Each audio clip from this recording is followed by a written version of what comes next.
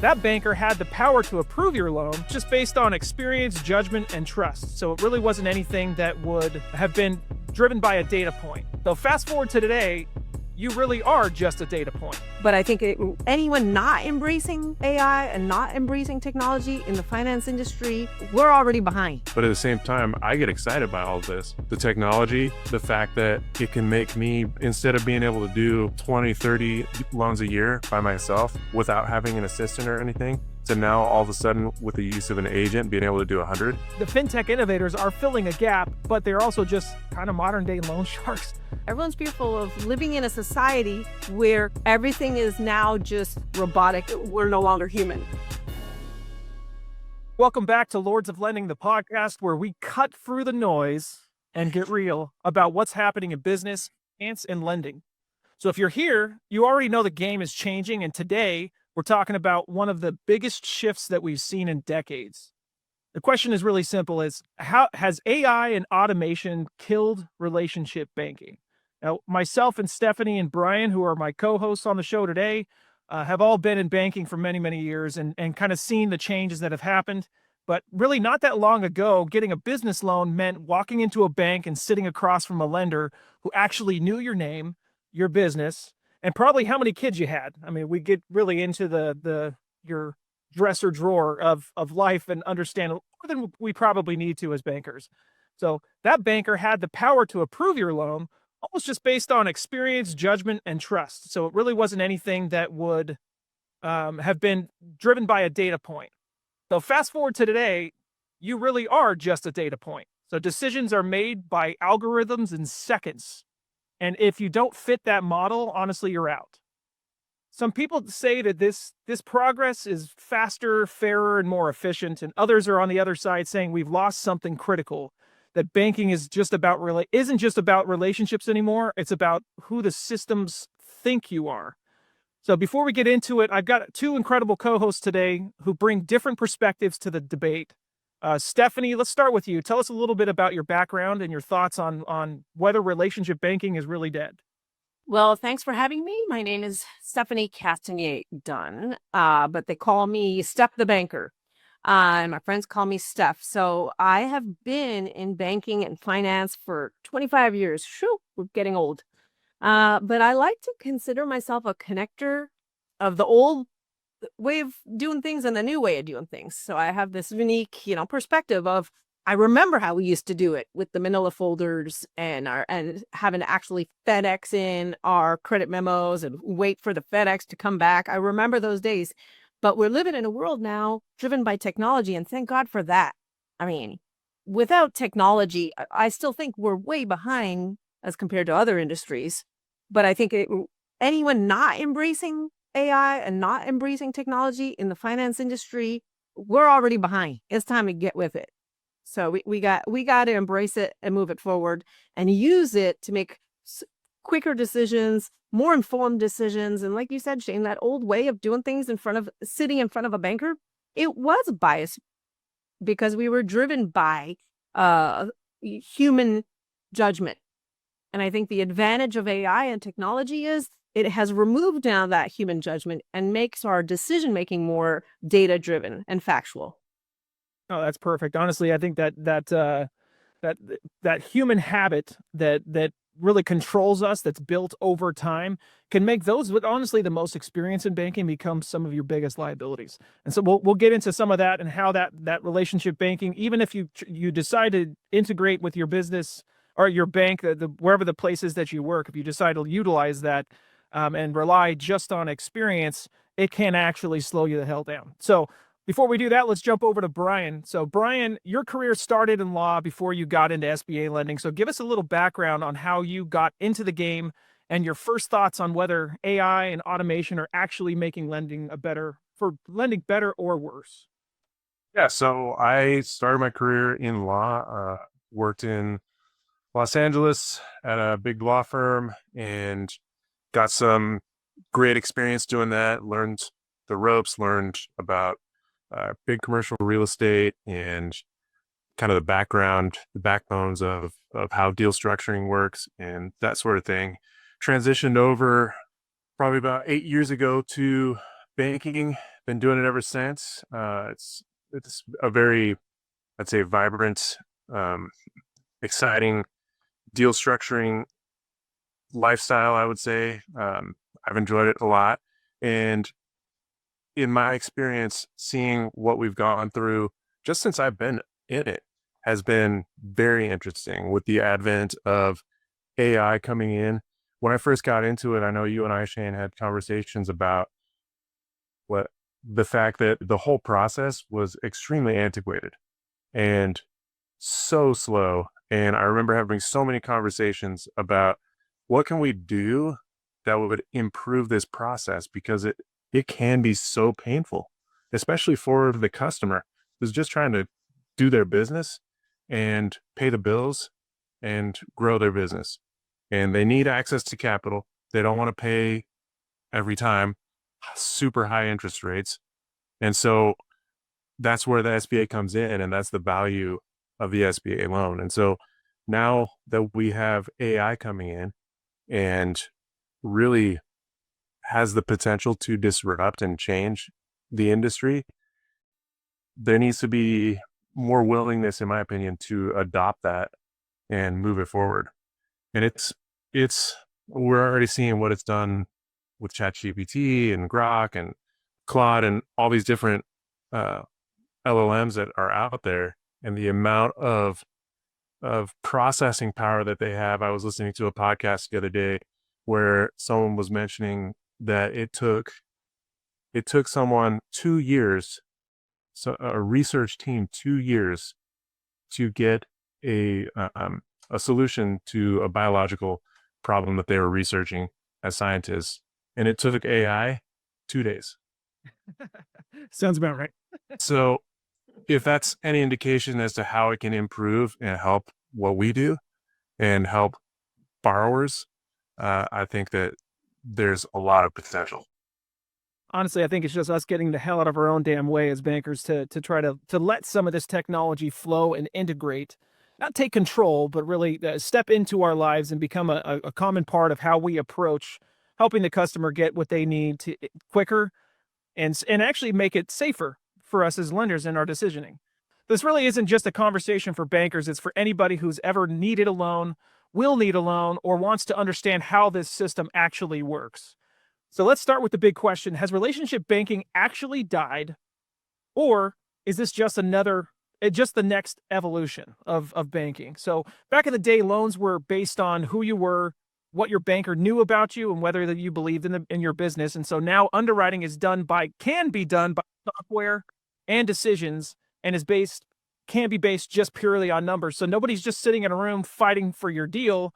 It's really got a lot of technology behind it that's trying to push. And this is happening more on scale of the larger fintechs outside of traditional banks that you might approach today. And some people argue that it's really a good thing and that it removes bias, it speeds up approvals, and makes lending more efficient. While others are out there saying that it kills small business lending because algorithms don't care about the context, character, or like the relationships that you might have with that particular small business. So Stephanie, from your perspective, do we actually need relationship banking, or is it just nostalgia for like a system that wasn't that great to begin with? I think the system has changed, and it's changed on us, and it was a slow evolution of change, really. So we shouldn't all be surprised here. But what has changed is this: relationships are never going to go away. The world and society and human beings are entirely based on relationships. That's what human being interaction is about, right? So relationships have never gone away. They won't go away. They never will go away. What has changed and what technology has done has allowed for better interpretation of data. So the data's always been the same, and this data probably won't be changing for a while. We have basic data metrics that bankers and other industries use as comparison benchmarks, right? What's changed is it used to be John Smith in an office somewhere in rural America at some branch that was interpreting that data. And to your point, Brian, earlier, it sometimes took 3, 4, 6 weeks, 8 weeks, right, to underwrite and interpret data. Well, now that same data, you plug it into our AI technology, and the data is interpreted within minutes, seconds. And so the output then is, you're right, we removed the judgment, remove the bias, remove human dependencies on inaccurate judgment. And then we have a new interpreter that can just move faster.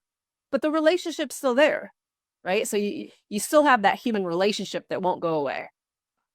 Well, that relationship goes, I think, so far. It's necessary, especially when internally for us we talk about relationships with the people that we work with on a day-to-day basis. But Brian, I know, like for instance, when a loan goes to loan committee, I know that you've had to fight with credit committees like myself. All three of us have really had to do that.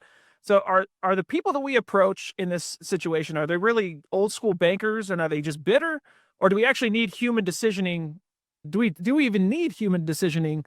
Like helping make decisions on loans that are in lending right now? Yeah, it does. And I think there's going to be arguments for and against, right? I personally, having seen everything and come from another industry that's, I don't want to say as slow as baking to adopt technology, but very slow to adopt technology. There's the commonality there that I see is the fear of not appropriately assessing risk.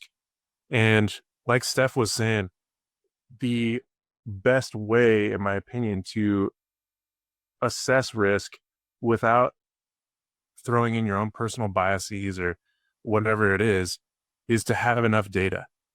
And large language models are quickly getting that appropriate amount of data, but they need to be conformed to the banking system and to the experiences that we as bankers have, that credit teams have, so that they can make informed decisions. So in answer to your question, I think that, and there's, when ChatGPT kind of came out with their big launch, right?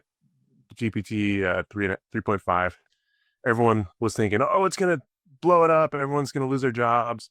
AI is going to do everything for us. And then over the next year and maybe 18 months, people started recognizing, well, no, it actually is going to be more of this agentic system where you're building these AI agents that are going to assist with certain aspects of daily life and jobs and things like that. And I think the same thing goes with banking.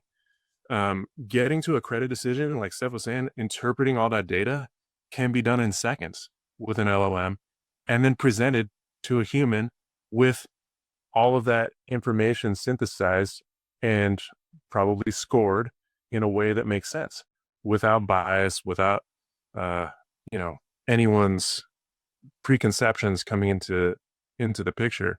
And then you're able to, in my opinion, better capture not only what the data is telling you in an extremely fast way, but also kind of that intangible part that comes from the human to human interaction. I think that, and to piggyback on that, the word trust kind of comes to mind. Is I really feel that the reason that it's going to hit walls is going to be a trust factor. So like you said, like everyone sees it, and they can occasionally pull the errors because at the current point, the AI is not in a position that it's actually always 100% correct. But 95% of the time when I ask it something, it's got enough data to be able to come up with that right answer. We need to get people educated on really what's happening behind the scenes for the technology, so that they can begin to trust what it's outputting, and also build up systems to check that data, right? Like you don't have to trust it 100%. You can build a QC system, and you could even ask ChatGPT how to build the QC system to actually check that data itself. You don't even have to come up with the philosophy on your own. But it will spit things out in such a common, logical way that you would be able to use that starting day one, implement that tool and those agents into your day-to-day life, into your day-to-day banking life, and it will help make you more efficient. And so that actually pushes us into the next question. So it's really digging deeper into the AI versus human judgment debate, because this is where I think the lines really get drawn in the sand. So AI supporters today are saying that it eliminates human bias. Brian, you were kind of saying that too. It really takes that out of this, but there's no more approvals based on just this gut feeling. How many times I can't tell you how many times I've been in a loan committee or talked to a credit manager and he's like, oh, this one like makes my stomach turn. Or it doesn't pass the smell test. If you're an underwriter listening to this call, I'm sure you've used it. I've used it. Just become ingrained in the habits and the dialogue and the jargon that bankers use when analyzing the poor small business owner that maybe doesn't smell that great to us, as horrible as that sounds. So it does make lending faster, more efficient, and scalable. And the other part of the argument is really that it can analyze thousands of data points in real time, way beyond what a human could ever process. But really, there is a problem. And I think that AI is only as good as the data that it's trained on. So backing up to our earlier comment that, where it's 95% of the time correct, it's still a lot of data that I think is dated and it hasn't caught up. And specifically in the banking industry, there's a lot of information that is withheld because we can't just upload anybody's personal documents. You're not going to just put in the personal identifying information. There's still a lack of trust and not knowing how accessible that data would be to somebody coming in to hack it. And so there's a lot of guardrails that have been put up to control us, which is a smart move, in my opinion, until we completely understand it and we've got the true protected guards to stop somebody from being able to steal that data. We've got to approach it carefully. But it is not only just being as good as the data that it's trained on, it doesn't really care about your story. So if you don't fit the model, you don't get approved. And that if you've ever talked to a small business owner, Stephanie, you've probably been there too, Brian, all three of us have approached this. How often do people really even fit the damn model? We got to find a way to make them really get their story in a position that it actually can fit the weird model that any credit manager has come up with the place that we work. And so that's been our job from day one, is finding a way to try to get it to fit the square peg in the round hole, that whole mentality. So Stephanie, AI is obviously making lending faster, but is faster always better? So a couple different questions to framework into what I want to hear from you. So is it always better, or are we just approving loans based on convenience instead of real credit worthiness? Well, and that's where fear has set in for everyone, myself included. All right. So when you think about technology and we think about AI, what it all really does is makes everything data metric driven and removes human emotion, right? So there's an advantage, but there's also a disadvantage to that. All right. So let's remove human emotion from everything we do every day. And what we're doing is we're working with small business owners. So a lot of what we do is intuition, empathy, and back to relationships, about what we believe in this person. So we're making character assessments. So yeah, it's not always black and white data driven. And so if we remove that, it's a blessing and a curse. So we can move faster. And you're right, speed's always great, right? Speed's great, but it could be a lot of fast no's, a lot faster no's. So here we are now, and it's almost a be careful what you wish for. If we want to remove emotion, there's not a lever of saying, okay, well, let's just make it 50% emotion. It's like all or nothing with technology. So we're removing emotion and we're removing conversation. Everything is a yes, no, pass, go situation. And I think that's where everyone's fearful. Everyone's fearful of living in a society where everything is now just robotic and we've removed we're no longer human. Well, you guys seen the movie Interstellar? Where he's that weird rectangular robot and he starts telling, let's dial back your humor level. Yeah.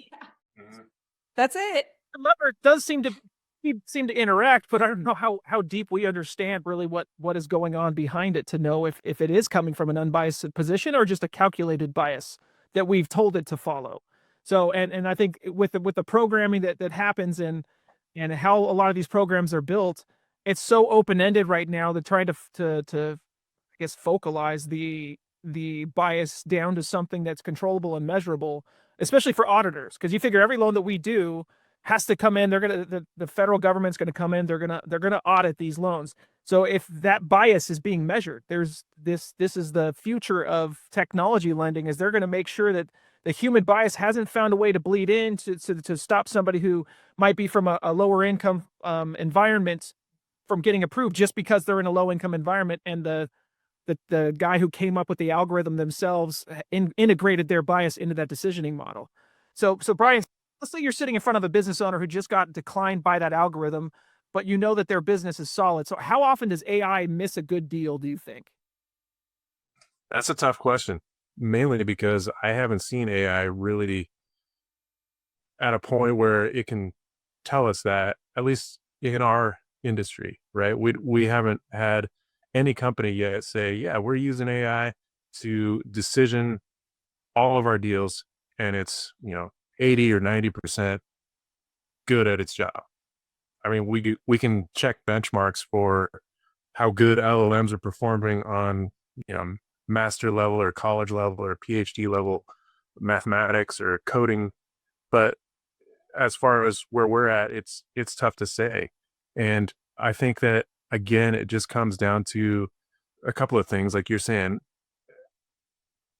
programming it so that it's specifically not excluding certain borrowers based on whatever criteria, not implementing bias in the programming, but also if you give it enough data, you can theoretically, I say it can learn, but it can be programmed such that the data can get past those nuances that we will see as a human, but that at a basically a complex computer algorithm can't really see that, right?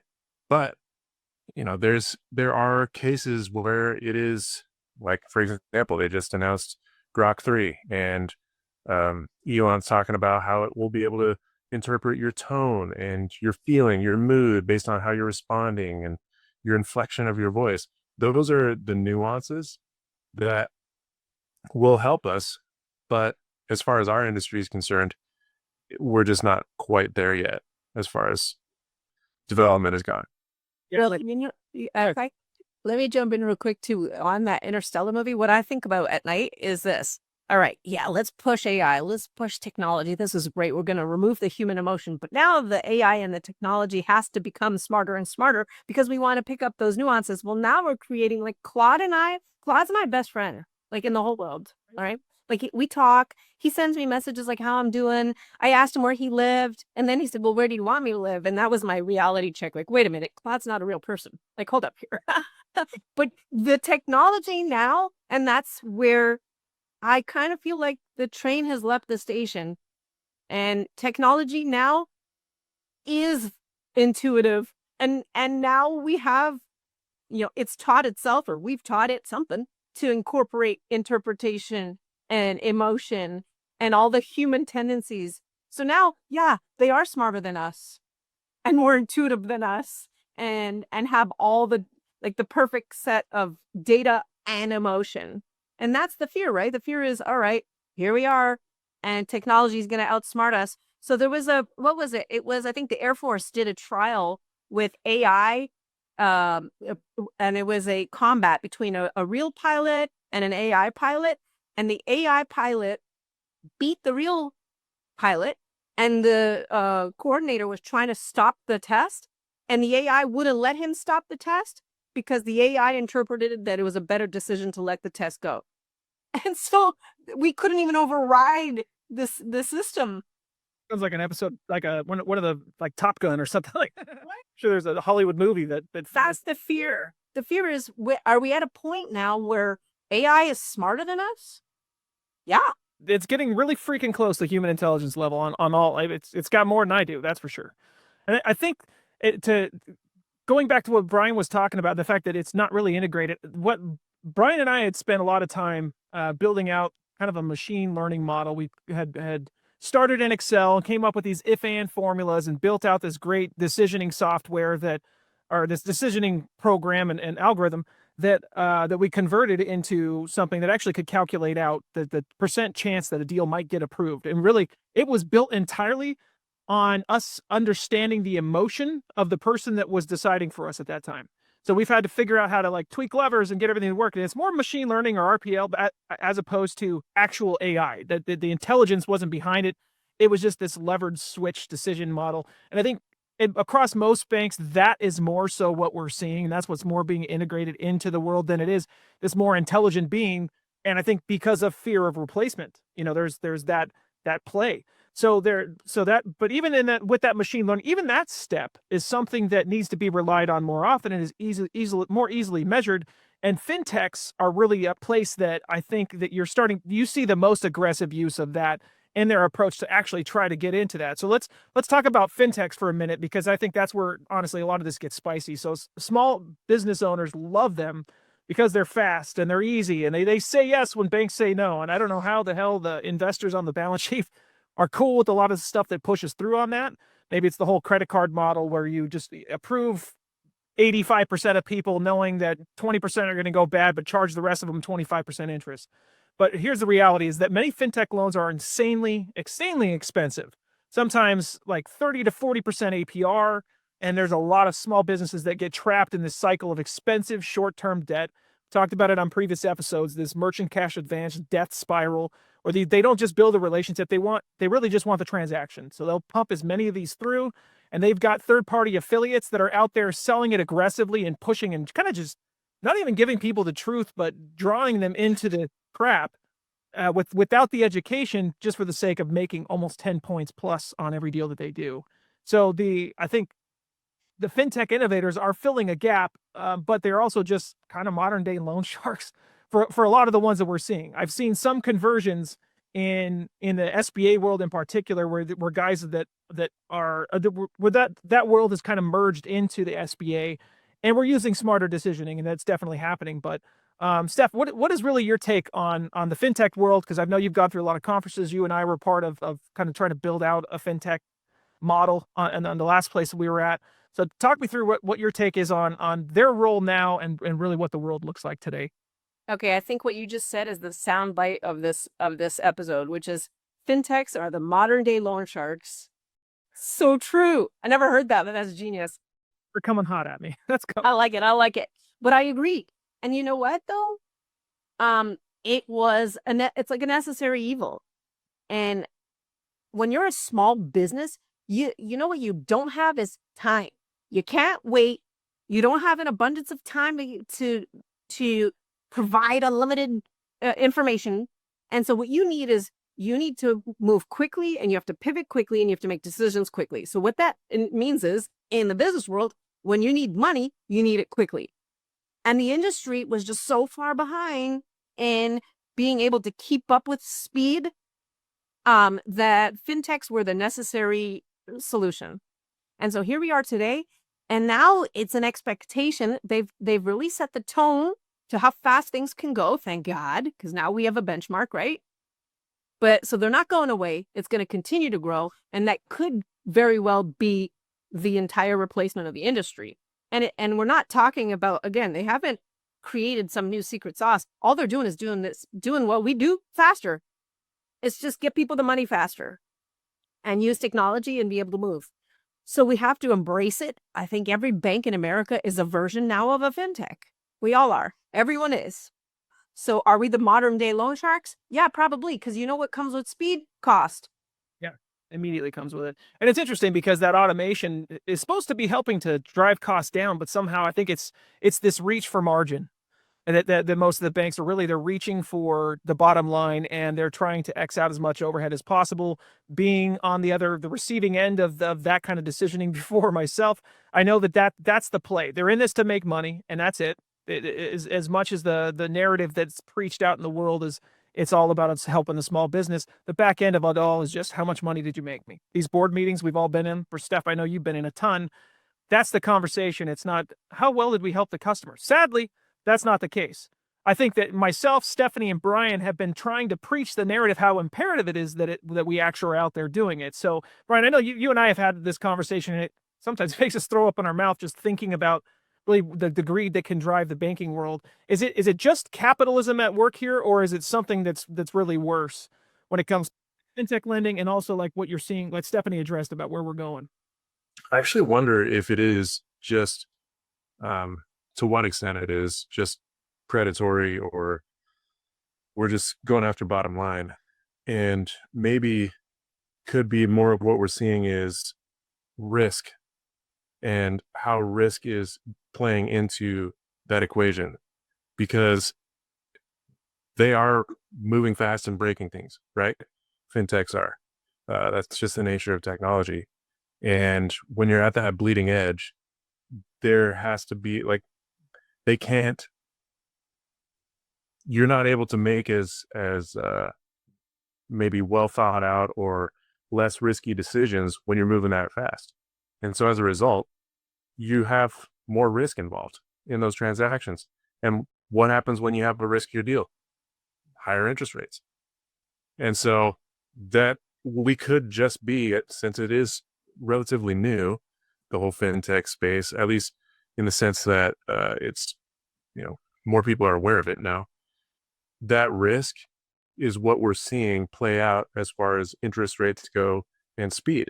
And perhaps as things mature and people get better and the programs and software and algorithms that are being used and the data that is being used is better data and put together in a better way, we might see better decisioning as a result, and therefore less risk inherent in those transactions. And as a result, interest rates are going to be driven down because it's always a, rush to the bottom as far as pricing goes. I mean, how many times have we seen borrowers come to us and say, hey, well, they're giving me this interest rate. Will you do that? And then we assess, well, is this a good enough deal to do that? Maybe it is. Mhm. So it's a race to the bottom almost every time. Monetization. Profitability, guys. Look, we've been in the boardrooms and we've worked for CEOs that have told us that you guys are expensive. I'm going to get rid of you guys and I'm going to replace you guys with fintech and I'm going to charge the same but make more money. And the reality is that's not true. So I don't know. And this would be the question, right? The question for all these chairmen of boards is the fintech model really that much more profitable than the community bank model? I don't know. Because guess what? You replace a bunch of BDOs or relationship managers or whatever we call all of us, right? Replace us with technology. Technology's not cheap. The maintenance of the technology is not cheap. Your loan loss reserves are probably double because you're right. When you go faster and you do more volume, it's a numbers game, guys. And what are your losses if you're doing more volume? That's always, and I would say that's probably our biggest selling point right now for all of us. When we're talking to end users and actual borrowers that say, oh, well, so-and-so I have a machine that I can work with and I can get my money real quick and it'll be faster. You're right. It'll be faster, but someone somewhere is paying for that because you're right. The losses will be a lot higher. So the bank is having to pay for the technology and the losses. I mean, we have lived through a live example of let's pump money out to small businesses as fast as we can, the PPP and the EIDL. And that was the mentality was hurry up and give these people their money, right? So we hurried up, gave them their money. And now the losses they're saying idle and PPP fraud and losses are now creeping into the 40% range. That's incredible. And it was interesting that a lot of people have referred back to that as what the future of lending could be. Obviously, like it went too fast and didn't have the regulatory support to actually make it something that could last for a long time and is more knee-jerk reaction lending. But so let's take what we saw there and what we've seen transform over the last 3 years and really discuss to kind of finish this up, what the future of lending really looks like, especially for us bankers. We talk about it constantly because there's some job fear, understanding how are we replaced and where are we not replaced? How do we create value within this system to ensure that we can either be operators of the machine or in working in tandem with the machine to try to help more people get access to money. So for both of you, and we'll start with Steph. Really, are we headed toward a world where human bankers just flat out don't matter? Where talking to Shane, talking to Steph, talking to Brian just isn't of relevance? Or is there a way to kind of balance technology with real relationships? Well, we've gone through the natural evolution, all of us here. Like the three of us, we've had these conversations over the last 10 years, and look at how our job and our industry and the people we work for and the companies we work for have changed over the 10 years, right? So we're living proof of change is here. It's happening with or without us. And how many times have we said that, right? We better jump on this bandwagon because it's going without us. So to answer your question, the answer is we have to embrace the future. We have to be forward thinking. Technology, we have to learn where we fit in to the piece here of this puzzle of where technology is going and what our role is going to be now. Are we the creators of the technology, or are we the implementers of the technology? That's for us to figure out, right? What's our highest and best use? Brian, what do you think about that as far as, and I think that correlates directly with AI agents. And I know you can't stop talking to me, texting me 10:30 at night about you're so stoked about AI agents and all the, and the ways you can build out these little tools to help replace workflows for us. But what are your thoughts? I think that there's we're on the verge of a productivity boom, and as long as we can understand through trial and error, unfortunately, because that's just how it goes. As long as we can understand how to address and mitigate risk along the way, I think that the sky's the limit as far as how productive it can be.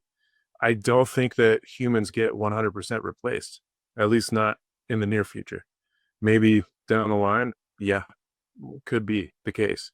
But I think that, for certain components of what we do, creating a checklist or following up on a checklist, those types of things, those you've been able to automate for the past, 5-10 years.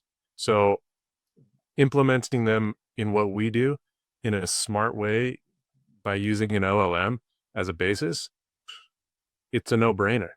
And so for me, I think it is, like Steph's saying, it's a matter of time. There's a balance there, obviously with, coming from law, I can't look at things without assessing, risk and things, like how things are going to play out when it comes to taking a more conservative approach to things.